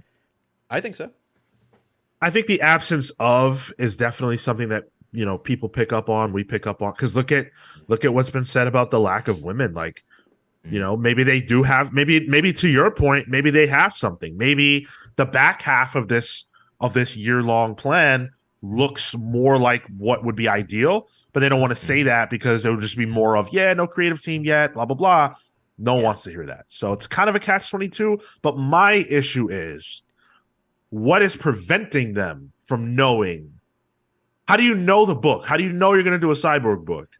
How do you know you're going to do Steelworks, but you don't have anyone to announce? Because they did that. They announced a writer and not an artist in some of these. So why couldn't they say who's writing Cyborg? They probably might still be fielding pitches. They might be in one of these books where like, hey, this is the book we're doing. What pitches do you guys have?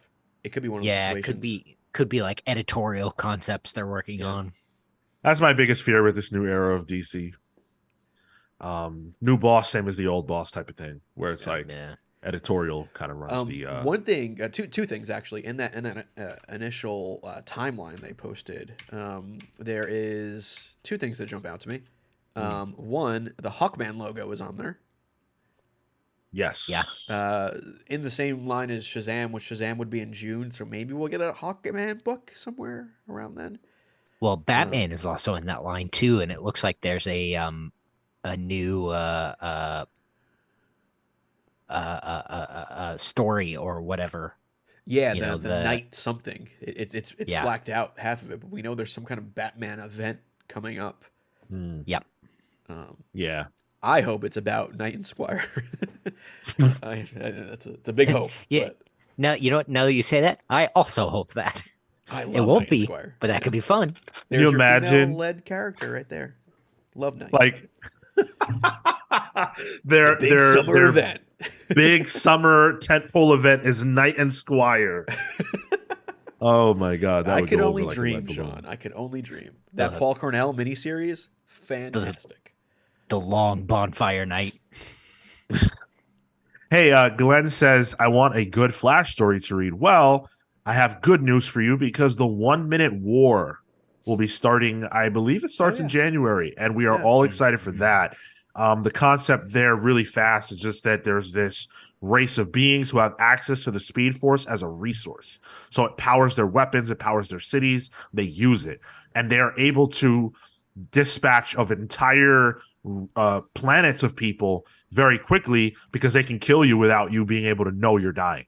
They can take your planet over without you knowing it happened because they do it so fast. And Flash is the only person that can stop them when they come to Earth. To me, that's a perfect pitch.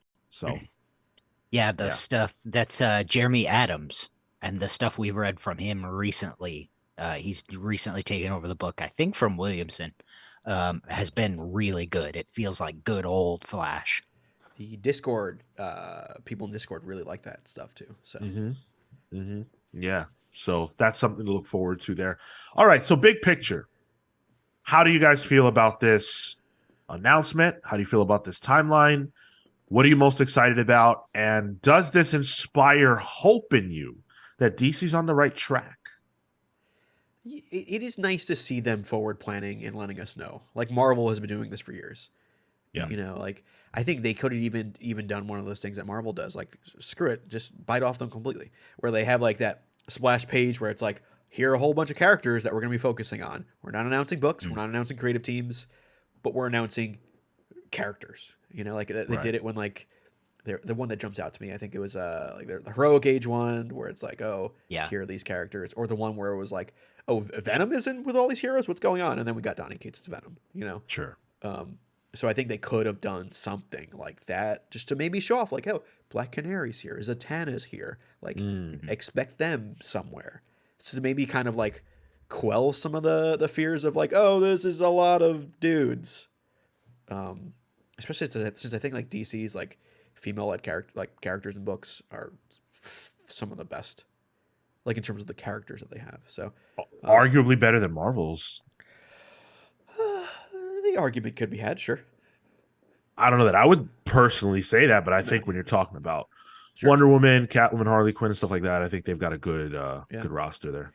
So That could be I think they could have done other things to make it a little better, but honestly, I liked it. Mm. It's fun. It's dumb, mostly harmless fun. Mostly harmless. Yeah, mostly harmless. I'm a little bit harmed. No, I'm not. How about you, Kale? Yeah. No, this all looks good. I really like the sort of focus on teams and families with the Doom Patrol and the Superman family and the Green Arrow family. Getting to see these characters actually work with a decent supporting cast, I think is really cool. Mm. It's something that I think the TV shows did really well. In the ways that TV has to work that comic books don't necessarily. Mm. You know, like the Flash's overall cast works really strongly with him. And even on Arrow, you know, Felicity and Diggle made it Yeah. into the comics. However, briefly, they work really well, and they give the main character something to bounce off of. So it's not wholly just, you know, the adventures of a boring white guy, you know. Right. And so we do have the one team in Doom Patrol. We at least I guess, got yeah. that. Yep. I do like how this is more focused, like Kale said, on groupings of characters. That's cool. It gives you the opportunity to see more people, different kinds of people. Um, I think this should have been the full timeline. And I think Huh. that the gimmick there of putting the emblems of the characters on this and not saying what it means is actually pretty compelling. And hey, what if they threw on something kind of wild out there and we don't know what it means and we have to wait for more details down the line? That would have been pretty fun. Like a new Um, logo, like that doesn't. Huh. a new logo would be cool, or a character that we haven't seen in a long time, or just things that whet our appetite. Like the only thing on here that's like genuinely we don't know what the hell it means is that knight Sure. on the top of it, and that's fine. I think you could argue the Hawk Man could be Hawk Girl as well. That's true. Yeah. That's yeah. There's and it's probably both, frankly. Um, but I kind of wish there was a little bit more to tease Sure. here. Um, Giving us a roadmap of their future books, though, makes me say, all right, well, hey, I know for a fact that in June, these are the DC books I want. Like this is the stuff that they've gotten me hyped for. And they didn't have to put out a whole big solicit. They didn't have to do, I don't even need to see anything. You tell me John Stewart, Philip Kennedy Johnson, sure. Whenever it comes out, I'll be there. No problem. So I think they did a good job with this overall. I think it's smart, and I think it inspires hope. I have said, and I stand by this, that this is DC's last shot. I really, really, really think they have to get it right. With David Zaslav at the top of WB Discovery, I cannot imagine him seeing the value of a comic book company that isn't making money, or enough money, rather, I should say, to exist in those expensive halls of the Warner Brothers building that they have there. They need to knock it out the park. So I'm hoping for the best. What do you guys think? Let us know at home what you guys are looking forward to off this list. Is there anything here that appeals to you? Is there anything you're surprised by? What are you going to be picking up? How much rope does DC have with you? We've got some DC loyalists in the chat. I consider myself to be a DC loyalist, and I think Kale and Tyler would say the same. I would never give up on DC Comics. There's always something that they can pull off that will make me feel that magic. So I'm looking forward to this. We will be reading a lot of these comics.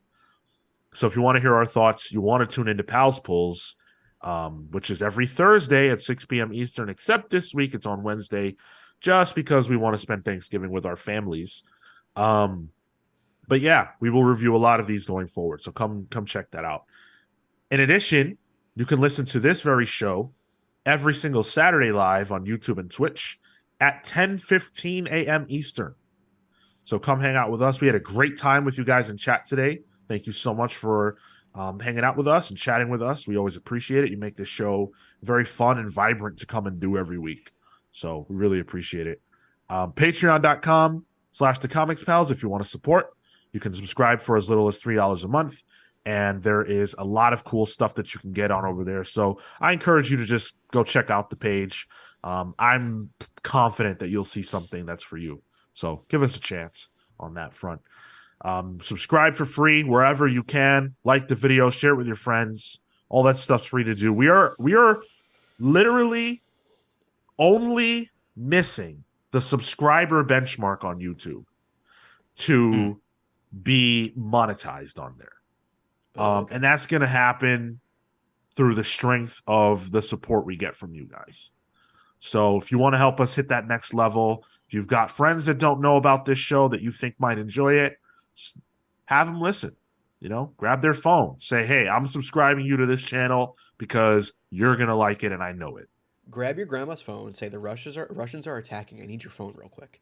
And what you do is you install YouTube and you make her an account. And then you subscribe. Yep. She won't know any better. I have advocated for that since day one. I've advocated for elder emotional abuse since day one. Wow. That's right. Hack your grandma's phone. Indeed. Do whatever it takes. A Thanksgiving tradition.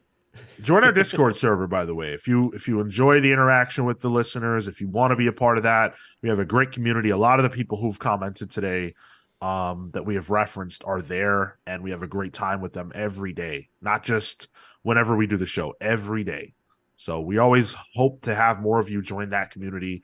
It's fun, it's inclusive, and I think you'll get a lot out of it. So come hang out with us. Yes, thank you, Kefis. We have Yeah. this is a brilliant idea. Listen, Kefis and I might have a rivalry. We might have a bet going on that I may or may not be losing, but man is brilliant, and I will give credit where credit is due. Kefis came up with the idea of a Spotify playlist curated by the members of the Comics Pals community. And we would love for you guys to contribute. So if you want to contribute to that, you can put whatever you want on there. Whatever represents you, whatever music you like, whatever music represents who you are, please share it. We would love to hear it. I think it's kind of a cool capsule of what our community is, that you can go there and all this music represents the Comics Pals. That's awesome. Yeah, I'm gonna throw I whale gotta get sounds on on there. That's my contribution. Just What? whale noises, whale sounds. Oh, God. I thought it was going to be tiki noises. No, it has the same effect. Yeah, 6 of 1. Kale, plug it up, man. Thank you so much for listening to this episode of the Comics Pals. You can find me on Twitter and Instagram at TotoInto. That's TOTOINTOW. You can find my work at kaleward.com, CALEWARD.com. Don't forget, Kamen Rider Kuga, the manga, Volume 1, comes out this week. I wrote it. I didn't write it. That's next. I lettered it under my nom de plume, Jessica Burton. Please make sure that you pick it up. Don't forget to pick up Kamen Rider Zero One, which was written by Brandon Easton. Yeah, I forgot to say that earlier. He did a pretty successful Mr. Miracle series not that long ago.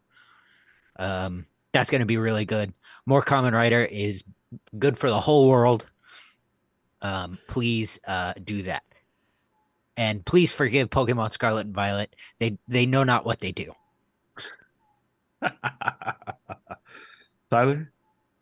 Sorry, there's a weird animal barking outside my window. I don't know. Is it not a dog? It sounds weird. Figure it out. Chupacabra sighting? Yo, I saw a Chupacabra once. No, you did not. Did you really? I did. Yeah. So, I saw what I assumed the Chupacabra actually is. I saw a hairless raccoon with mange, which was horrifying. Whoa. I'm pretty broad- sure that's what a broad daylight. Chupacabra is. Yeah, so I think I saw a Chupacabra once. So I want to plug more cryptids. Mothman, big fan. Bigfoot. Let's see. Nose let's see karate, notably. Yeah. And let's see how big them feats are. What's some other good steppers. ones? What are some other good cryptids? Skinwalkers. Those look cool. Whoa, I've never heard of that. Ooh, Google You know- Skinwalkers, dude. You know about the real Men in Black? What?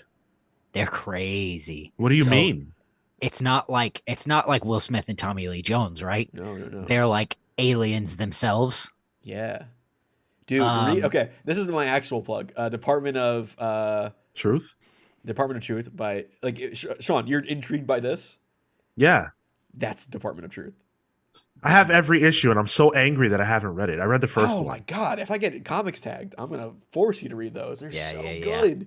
You should have tagged me with that instead of I Riddler. didn't know. Well, both. No, There's I'm also- excited about that. There's also just quickly, there's a couple episodes of a podcast called Astonishing Legends that looks into stuff like that, and they have just an absolute killer couple of episodes on the Mothman, Oh, dude, love and Mothman. they talk about like the Men in Black and like the sightings of them connected to the There was one Mothman. with a name too, right? Wasn't there like the guy with a name? The government Oh called him. God, yes. Oh, what's his name? I don't remember. Yeah, there was like a guy who like allegedly worked for the government. The government knew he was an alien, Yeah. and he was like there, like wild shit. Like Yeah. it just tickles the right part of my creative brain. You know, I love that kind of Yeah. stuff. Love I'm this stuff. I'm obsessed with what you guys are talking Indrid about Cold. right now. Yes, Indrid Cold. yes. That's Who what shows it up in is. Department of Truth. He's in Department of Truth. Uh-huh. Great stuff. Bob I also Lazar, who's that? Oh yeah, that's one I've heard. Yeah. Who's that? Sean loves this shit. I do. Yes, I love learning new things, and I love creepy things that may or may not be real. Wasn't it cool when like conspiracy theories were fun? Dude, you don't even Now want it's to talk like, to me oh, about JFK Jr. is back, and I'm like, nah, that's not even fun. What's fun about that? One day I'll tell you about the time that I had an alien encounter. How about that? Oh, there's our palling around for Tuesday. Tune into the next episode of Palin Around. But not today. Today I'm talking about God of War. Wait, I was gonna say, Sean, I do have paranormal encounters as well. I think this is a good palling around we could talk about. You do? Oh, fuck yeah. You yes. do? Yes, specifically related yeah. to Son of Sam. But palling around. Save that for Tuesday. Should we record the Palin Around after I this? gotta bake stuff. I gotta bake more breads. I gotta make more bussy bread. So. Wow. I gotta learn more, man. This is exciting. I love this. Yeah. Oh, right. I'm on Twitter and Instagram only at Sean Soapbox. We have to talk about cryptids apparently. And if you've had alien encounters or like paranormal experiences, I definitely want to hear about that.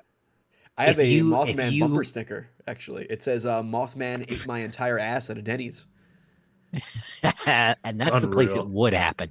If you have an alien encounter or a cryptid encounter, if you'll write to us, we'll talk about it in this Palin Around. Hell yeah. So write in. Yeah. We're recording this Absolutely Tuesday, just so you know. So And you know what? I'll make the promise that if you write in, we will send you the episode. If you're not a Patreon. Whoa. I'll make that promise. Oh, we got to figure out how to do that first. Don't worry. Interesting. Okay, sure. Why not? Little sample. Yeah, so I'm playing God of War. I've been having a blast. It's very, very good.